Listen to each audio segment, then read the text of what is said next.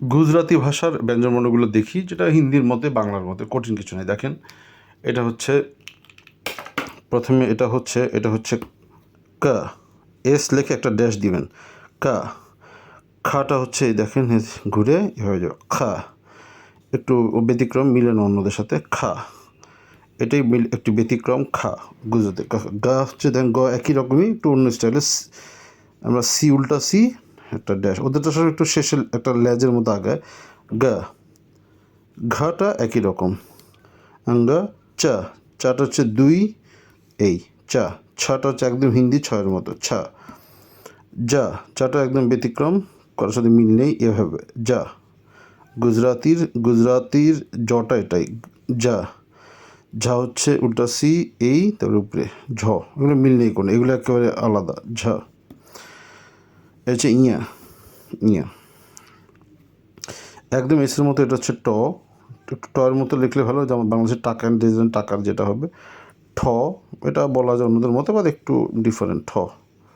সোজা হয়ে এটা হতো ঠ, সেটা একটু এসের মতো হয়ে লেগে যাবে, ঠ। এটা হচ্ছে ড, উল্টা এসটা হচ্ছে ট, সোজা এস হচ্ছে ড। মনে রাখতে হবে, উল্টা যে এস, এসটাকে উল্টা করে দিলে হচ্ছে ট, আর সোজা যে এস আমরা লিখি সেটা হবে ড। ডটারই আগের মতো উল্টা এস করে লিখলে এটা ঢ। ঢটা অনেকটা আমাদের ঢটা হিন্দি ঢয়ের মধ্যে, তখন চলে। নটা খুবই ব্যতিক্রম বলাই যায়। নটা দেখেন আগে এভাবে, এর মধ্যে এভাবে, তারপরে চুলটা সি, তারপরে নটা খুবই ব্যতিক্রম। ন, দন্ত ন, যেটা এই ন, ন একটা সোজা আসবে এভাবে, উল্টা সি, তারপরে ডাস, ন। তারপর আসতেছে ত, তো একদম হিন্দির মধ্যে, থ কোনো সমস্যা নেই, দ। দটা হচ্ছে উল্টা থ্রি দিয়ে এখানে গোল দিতে হবে, দ। উল্টা থ্রি দিয়ে এখানে গোল দিতে হবে, দ।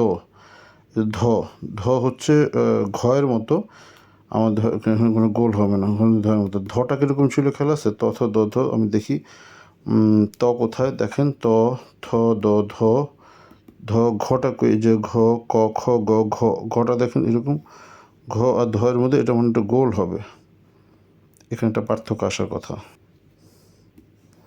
এটা হচ্ছে ন, ন একই, প, প একই, মাত্রা আছে, মাত্রা নাই, এই আর কি, প। ফ হচ্ছে এস দিয়ে দিকে গোল দিতে হবে, এস দিয়ে গোল দিতে, কটার সাথে নিচে একটা গোল হইলে এটা হয়ে যাবে ফ। তারপর ব হচ্ছে এই, বটা ব্যতিক্রম একদম গুজরাট, এইটা হচ্ছে ব। আর হচ্ছে ভ, ভ যেমন হিন্দি ভ দেখেন দুইটা ছিদ্র, তারপরে দেখেন এটা প্রথমটা না দিয়ে শুধু মটাকে একটু বাড়িয়ে নিয়েছে, এটা হচ্ছে ভ। এরপরে আসে ম, একদম ময়ের মতো, ইয়োপ একদম, এগুলো মাত্রা নেই, মাত্রা খুব একটা ইম্পর্টেন্ট না, গুজরাটি ভাষায় খুব একটা মাত্রা দেখা যাচ্ছে না, যেটা আমরা বাংলা হিন্দিতে দেখি আর কি। এটা হচ্ছে র, রয়ের মধ্যে জাস্ট দুই হয়ে যাবে, দুইটাই ধরেন র। লটা একদমই ব্যতিক্রম, এটা একটা দিয়ে, সি দিয়ে, এটা ড্যাশ দিয়ে, তারপরে এই, এটা হচ্ছে ল। সি দিয়ে এটা ড্যাশ দিয়ে, এটা হচ্ছে ল। ব একই রকম, কিন্তু লাগবে না, মানে মাত্রা নাই। গুজরাটির একটা বড় ব্যাপার হচ্ছে দেখলাম যে মাত্রা ব্যবহারটা একেবারে অলমোস্ট নাই, শটা একই রকম, মাত্রা নাই। এটা হচ্ছে শ, শ, শ। এটা হচ্ছে সা, সাটা প্রায় দুই কাছাকাছি। এটা হচ্ছে হ, আগে এস আসবেন, এস আসার পরে এটা নিচে যদি একটা গোল্ডেন এস, দেখেন আপনি এভাবে রাখবেন। আচ্ছা হ,